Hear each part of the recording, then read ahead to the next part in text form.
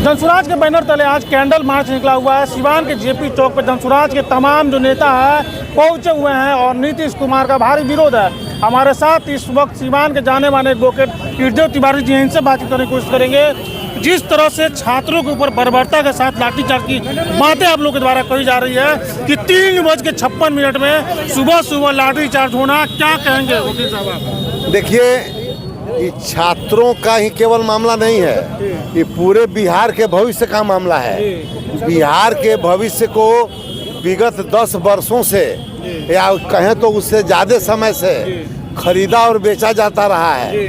वर्तमान भविष्य भी 1600 करोड़ रुपए में बिक चुका है और इसी भविष्य के बिक्री का विरोध प्रशांत जी को जब सारी सच्चाई मालूम हुई और यह पता चला कि तो लड़कों के भविष्य के साथ पूरा बीपीएससी का चेयरमैन बिक चुका है और 1600 करोड़ रुपए में तमाम सीटें बिक गई हैं और इसकी आंतरिक व्यवस्था हो गई है कि चयन की प्रक्रिया क्या होगी। तब उन्होंने कहा कि इसका लोकतांत्रिक तरीके से विरोध करना चाहिए। इस लोकतांत्रिक तरीके के विरोध में सरकार को यह मालूम था कि अगर दिन में कोई हरकत करेंगे, सूर्य के प्रकाश के बात करेंगे तो छात्रों का आंदोलन पटना में उग्र हो जाएगा। इसलिए ऐसे समय में उनको टारगेट किया गया जिस समय की रात्रि का समय था और वह लोगों के सोने का और यातायात संचालित नहीं होने का समय रहता है। ऐसे समय में उनको पकड़ा गया। क्योंकि आप कानून के जानकार भी हैं और काफी जानकारी आप रखते हैं, राजनीति में भी आपको तजुर्बा है।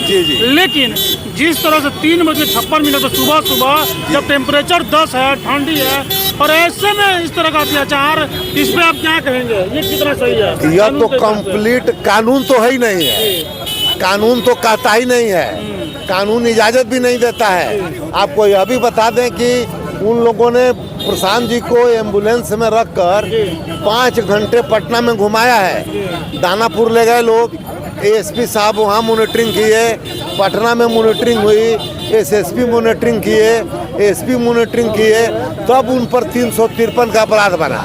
और वह 353 का अपराध यह कहता है कि अगर आप किसी सरकारी कार्य में बाधा उत्पन्न करते हो, तो प्रशांत जी तो किसी सरकारी आदेश का अवहेलना नहीं कर रहे थे, किसी सरकारी क्रम शांतिपूर्ण तरीके से लोकतांत्रिक धारणा पर थे और इसकी सूचना सबको थी, सारे कंसर्न को थी। ऐसे में 353 नहीं बनता था।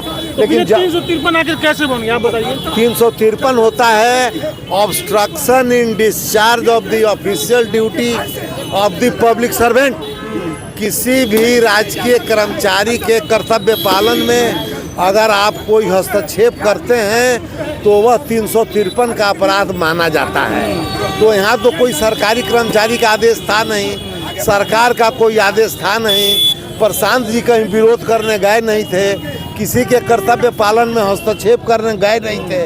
ऐसे में 353 कहाँ बनेगा? कानून का गलत इस्तेमाल किया गया, गलत इस्तेमाल करके मुकदमा कायम करने के लिए दफा लिखा गया ताकि इनको जेल भेजा जा सके, जिस पर न्यायालय ने विवेक पूर्वक विचार करते हुए उनको कंडीशनल और बाद में अनकंडीशनल जमानत पर छोड़ा। लेकिन ये तो प्रशांत जी थे, उनके साथ इतना बड़ा दलबल था और इस तरह की इस सरकार में बात हो रही है तो कहीं ना कहीं ये तो किसी के भी साथ हो सकता है। हर एक आदमी की जिम्मेदारी है, लोकतांत्रिक तरीके से कोई भी कर सकता है। हो रहा है। 71 बार लाठीचार्ज हुआ है।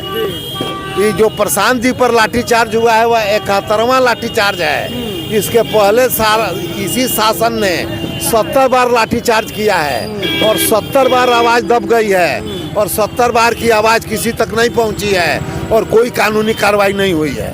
चलिए, तो ईटदेव तिवारी थे, काफ़ी जाने माने एडवोकेट है, एक महिला है, इनसे बातचीत करेंगे।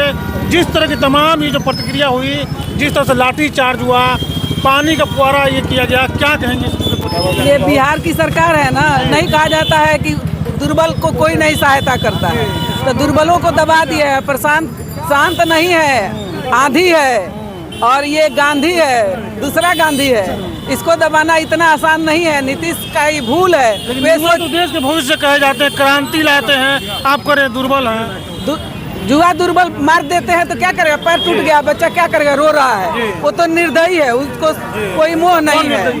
पढ़ा लिखा बच्चा उतना दिमाग से मजबूत है, बिहार को सपना है बिहार का, और उसको तोड़ रहा है, पैर तोड़ा जा रहा है, जेल में भरा जा रहा है। तो बच्चे हैं ना, कितना भी है तो बच्चे हैं। बच्चों के साथ अन्याय हो रहा है। बीपीएससी एकदम अपना अस्तित्व मिटा दिया है। मनु परमार को कोई शर्म नहीं है।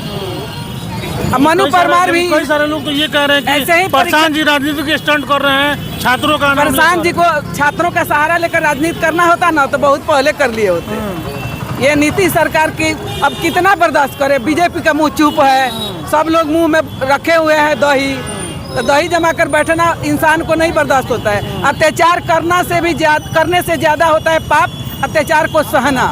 तो अत्याचार को वे लोग सह रहे हैं, प्रशांत जी से नहीं सहा जा रहा है। आज जान की बाजी लगा है। आज आईसीयू में वो अभी बिहार का बेटा है जो भर्ती है। आज एक बड़ा आंदोलन हुआ है, कैंडल मार्च निकला है, आगे क्या रूप लेगा ये? आगे बिहार को हम लोग को जगाना है। बिहारियों को ये भ्रम हो गया है कि हमारे में ताकत नहीं है। सरकार बहुत मजबूत है, जनता का ताकत है, लोकतंत्र है, जनता ही मालिक है। जनता अपनी जो हिम्मत है हार चुकी है। जैसे हनुमान जी को जामवंत जी जगाए थे ना, उनको अपने बल का था नहीं था। बिहार के जनता को भी अपने बल का था नहीं है।